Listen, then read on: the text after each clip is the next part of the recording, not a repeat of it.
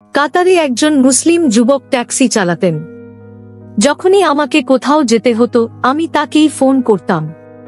এক রাতে বাড়ি ফেরার জন্য কোনো ট্যাক্সি পেলাম না, তাই আমি সেই যুবকটিকে ডাকলাম। সে সঙ্গে সঙ্গে চলে এলো। পথে ভীষণ বৃষ্টি শুরু হলো। বৃষ্টির তীব্রতায় আমি তাকে বাড়িতে উঠতে বললাম। দরজা বন্ধ করার পর সে এমন আচরণ করল যা শুনলে আপনি আশ্চর্য হবেন। কারণ দুজন অপরিচিত নারী পুরুষ একান্তে থাকলে তৃতীয়জন হিসেবে শুধু শয়তানি থাকে, এ কথা একেবারে সত্য। একজন অচেনা পুরুষের সাথে আমার জীবনে যখন সেই মুহূর্ত এলো, তখন সবকিছু বদলে গেল। দুনিয়াকে দেখার দৃষ্টিভঙ্গি পাল্টে গেল, আর তারপর আমার সমস্ত জীবনও পরিবর্তিত হল। এত বৃষ্টি হচ্ছিল যে সামনের রাস্তাও দেখা যাচ্ছিল না। আমি ট্যাক্সি ড্রাইভারকে বললাম যেভাবেই হোক আমাকে বাড়ি পৌঁছে দিতে। আমাদের অবস্থান থেকে আমার বাসা অনেক দূরে ছিল। খারাপ আবহাওয়ার কারণে আমি খুব চিন্তিত ছিলাম। ট্যাক্সি ড্রাইভার সম্ভবত ভদ্র মানুষ ছিলেন। তিনি বললেন, চিন্তা করবেন না ম্যাডাম, আপনাকে বাড়ি পৌঁছে দেওয়া আমার দায়িত্ব। তিনি সামনের আয়নায় আমার দিকে তাকালেন। আমাদের চোখাচোখি হওয়া মাত্রই তিনি দৃষ্টি সরিয়ে নিলেন। মনে মনে প্রার্থনা করছিলাম রাতের অন্ধকারে যেন নিরাপদে বাড়ি পৌঁছাতে পারি। আমি অফিসের বাইরে প্রায় 3 ঘন্টা দাঁড়িয়েছিলাম, কিন্তু কোনো ট্যাক্সি আমাকে নিতে রাজি হচ্ছিল না। প্রবল বৃষ্টি আর অনিশ্চিত আবহাওয়ার কারণে কেউ রাস্তায় নামতে চাইছিল না। রাত অনেক হওয়ায় আমি প্রচণ্ড দুশ্চিন্তায় পড়ে গিয়েছিলাম। শেষ পর্যন্ত বাধ্য হয়ে আমি আমার নিয়মিত ট্যাক্সি ড্রাইভারের নম্বরে ফোন করলাম, যিনি একজন মুসলিম যুবক ছিলেন। যখনই কোথাও যেতে হতো তাকেই ডাকতাম। তিনি তুলনামূলক সস্তায় গন্তব্যে পৌঁছে দিতেন। এবারও বাড়ি ফেরার অন্য কোনো উপায় না পেয়ে অসহায় বোধে তাকেই ফোন করলাম। ভাবিনি যে এমন দুর্যোগের মধ্যেও আমার ফোন পেয়ে তিনি ছুটে আসবেন। তিনি বললেন, 10 মিনিট অপেক্ষা করুন, আমি বাসায় আছি, এখনই রওনা দিচ্ছি। আমি অবাক হয়েছিলাম, এমন ভয়ানক আবহাওয়ায় যিনি নিরাপদে ঘুরেছিলেন, তিনি কেন নিজের আরাম ত্যাগ করে বেরোলেন? শীতল বৃষ্টিতে দাঁড়িয়ে থাকাও আমার জন্য কষ্টকর হচ্ছিল। প্রায় 15 মিনিট পর তিনি এলেন। তাকে দেখে আমি স্বস্তি পেলাম। ট্যাক্সিতে উঠেই কৃতজ্ঞতা জানালাম যে আমার ডাকে তিনি ছুটে এসেছেন। তিনি বললেন, আমি সাহায্য করতে পেরে খুশি। চোখ বন্ধ করে কিছুক্ষণ ট্যাক্সিতে বসে রইলাম। চোখ খুলে তার দিকে তাকালাম। তিনি প্রবল বৃষ্টির মধ্যে কষ্ট করে গাড়ি চালাচ্ছিলেন। আমার মনে হচ্ছিল ভাড়া নিয়ে কোনো কথা না হওয়া সত্ত্বেও কেন তিনি আমার ডাকে সাড়া দিলেন? এই প্রশ্ন মাথায় ঘুরছিল। উত্তরের খোঁজে আমি তার দিকে তাকিয়ে রইলাম। এর আগেও বহুবার এই ড্রাইভারকে ডেকেছি। ভ্রমণের শখ ছিল আমার। যেখানেই যেতে হোক তাকেই ফোন করতাম। তিনি নির্ভরযোগ্য ছিলেন, ঠিকঠাক গন্তব্যে পৌঁছে দিতেন। এই অভ্যাসটা আমার ভালো লেগেছিল, তাই তাকে ডাকাই স্বাভাবিক মনে হতো। কিন্তু আজকের মতো পরিস্থিতিতে তার আশা সত্যিই অভাবনীয় ছিল। 40 মিনিটের যাত্রাপথে 20 মিনিট পর তিনি আমাকে আমার অ্যাপার্টমেন্টে পৌঁছে দিলেন। বৃষ্টি তখনও প্রকট। ঝড়ো হাওয়ায় গাছপালা দুলছিল। তিনি ফেরার জন্য গাড়ি স্টার্ট করতে গেলেন। আমি তাকে থামালাম। তিনি কিছুটা আশ্চর্য হয়ে আমার দিকে তাকালেন, কারণ ভাড়া আমি আগেই মিটিয়ে দিয়েছিলাম। আমি হেসে বললাম, এত বৃষ্টি, গাড়িও ঠিক মতো চালু হচ্ছে না। আজ রাতটা এখানেই থাকো না। তিনি আমার দিকে মাথা থেকে পায়ে পর্যন্ত অবিশ্বাস্য দৃষ্টিতে দেখলেন। হঠাৎ তিনি এমন প্রশ্ন করলেন যা আমি কল্পনাও করিনি, আপনার বাসায় আর কে থাকে? আমি তার প্রশ্নে সরাসরি তার দিকে তাকালাম। আমি একা থাকতাম, একটি ছোট ভাড়া বাসা। বললাম, নিশ্চিন্তে এসো, কোনো সমস্যা হবে না। তিনি কি ভাবছিলেন জানি না। গাড়ি বন্ধ করে আমার পিছু নিলেন। আমার বাসা ছিল 15 তলায়। লিফটে চলে সরাসরি বাসায় পৌঁছলাম। ঘরে ঢুকে তাকে বসার জন্য চেয়ার দিলাম। দরজা বন্ধ করে হিটার চালু করলাম। ছোট ঘরটা দ্রুত গরম হয়ে উঠল। বৃষ্টিতে আমার জামাকাপড় ভিজে গিয়েছিল, ঠান্ডা লাগছিল। সেই মুসলিম যুবকটি মাথা নিচু করে গভীর চিন্তায় মগ্ন ছিলেন। তারপর হঠাৎ আমাদের মধ্যে এমন কিছু হলো যা শুনলে আপনি বিস্মিত হবেন।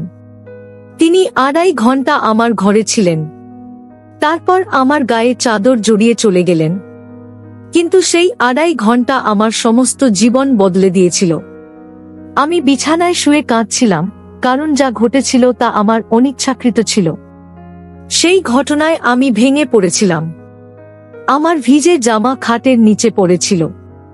নিজেকে চাদরে মুড়ে ফেলেছিলাম। এভাবেই কাঁদতে কাঁদতে সকাল হয়ে গেল। বৃষ্টি তখনও চলছিল। জানালার দিকে তাকিয়ে অতীতের কথা মনে পড়ছিল, সেসব স্মৃতি কষ্ট করছিল। সেই রাত সবকিছু উল্টে দিয়েছিল। আমার নাম নয়না। আমি হাওড়ার বাসিন্দা ছিলাম। নিজের সৌন্দর্য নিয়ে গর্বিত ছিলাম। বাবা মায়ের একমাত্র সন্তান। আর্থিক অভাবও ছিল না। বয়স তখন মাত্র 15.5, নবম শ্রেণীতে পড়ি। তখনই আমি ক্লাসের এক ছেলের প্রেমে পড়ে যাই।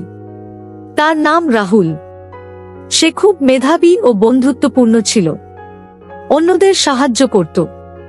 অন্যান্য মেয়েদের মতো আমার সাথেও তার ব্যবহার ভালো ছিল। ধর্মীয় ভেদাভেদ তার মধ্যে দেখা যেত না। ধীরে ধীরে আমি তাকে ভালোবাসতে শুরু করলাম। একদিন তাকে আমার অনুভূতি জানালাম। সে হেসে ফেলল। এরপরই শুরু হলো আমাদের সম্পর্ক। দিন মাসে পরিণত হতে থাকল। আমরা একে অপরের ইচ্ছা পূরণ করতে লাগলাম। 16 বছর বয়সে রাহুলের কাছেই আমি নিজের বিশ্বাস হারাই। সে প্রতিজ্ঞা করেছিল, দুনিয়ার সবকিছুর বিরুদ্ধে লড়ব, কিন্তু তোমায় কখনো একা ছাড়ব না। তার হাত ধরে স্কুল থেকে কলেজে পৌঁছলাম। গোপনে দেখা করতে লাগলাম, কখনো পার্কে, কখনো ক্যাফেতে। 17 বছর বয়সে আমার বিয়ের প্রস্তাব আসতে শুরু করল।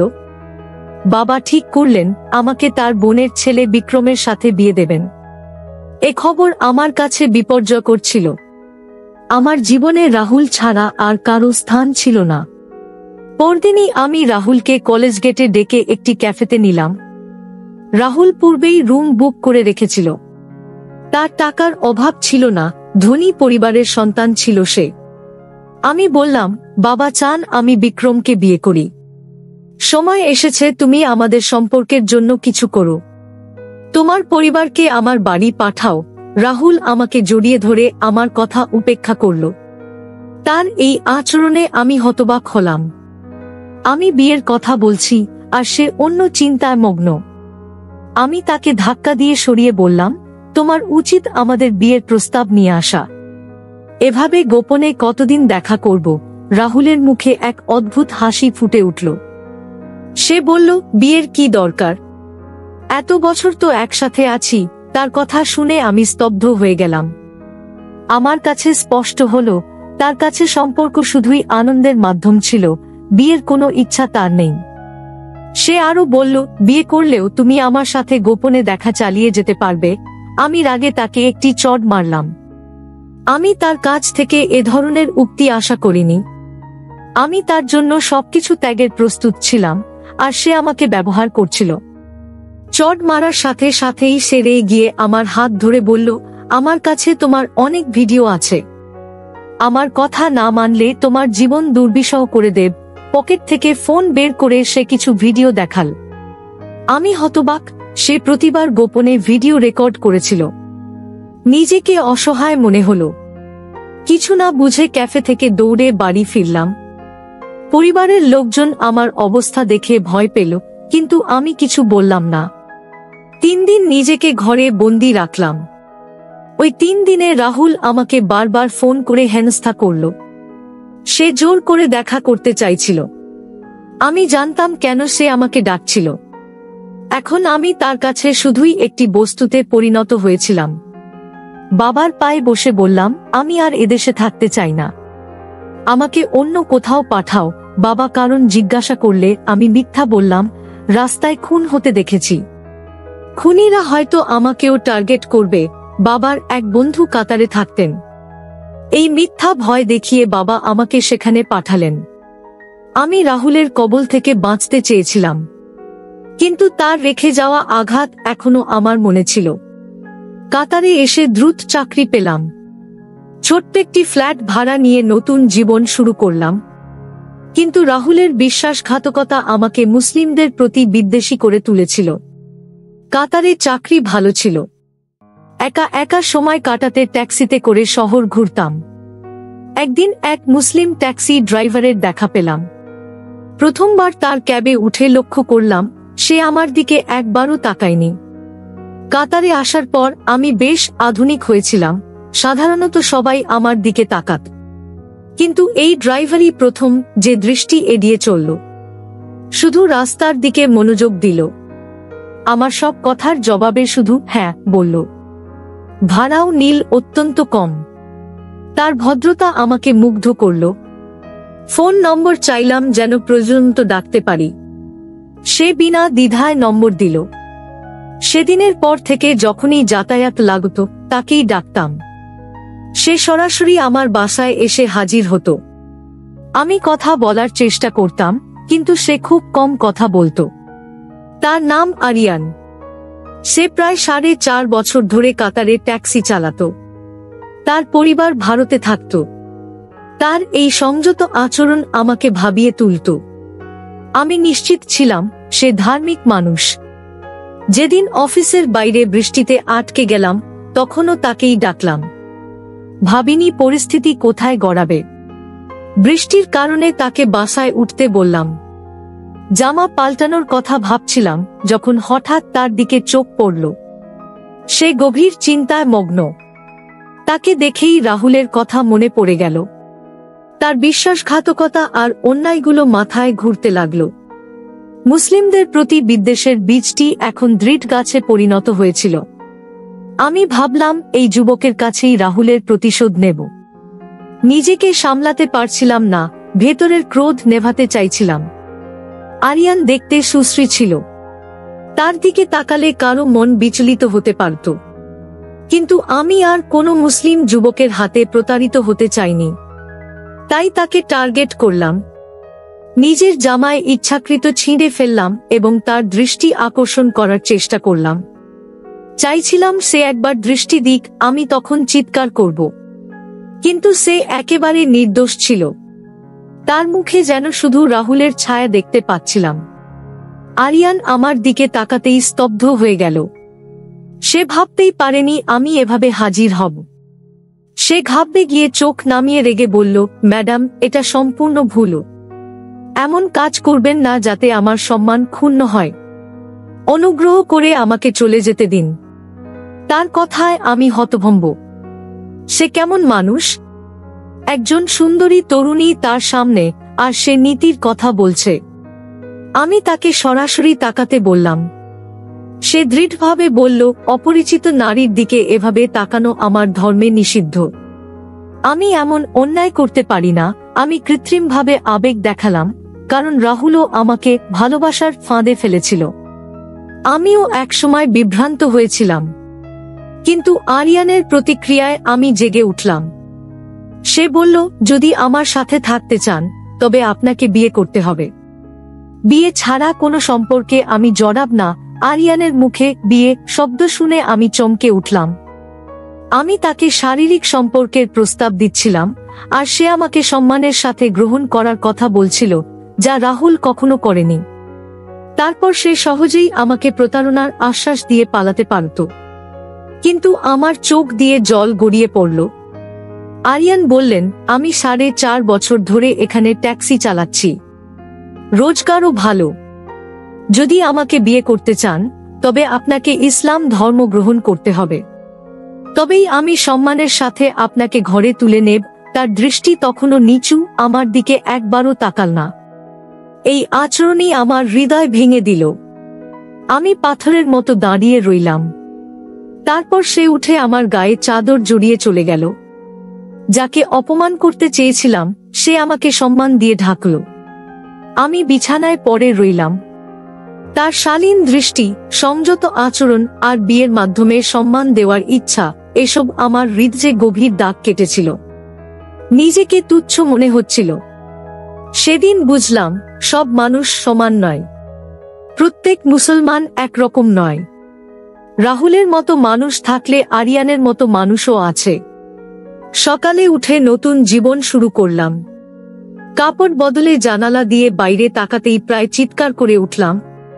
আরিয়ানের গাড়ি তখনও বাইরে প্রবল বৃষ্টিতে পার্ক করা ছিল, অর্থাৎ সে সারা রাত গাড়িতেই কাটিয়েছে।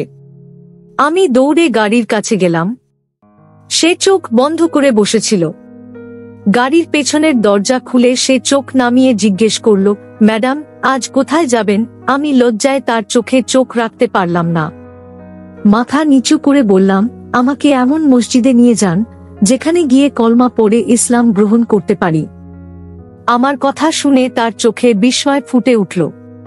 হয়তো সে বিশ্বাস করতে পারেনি।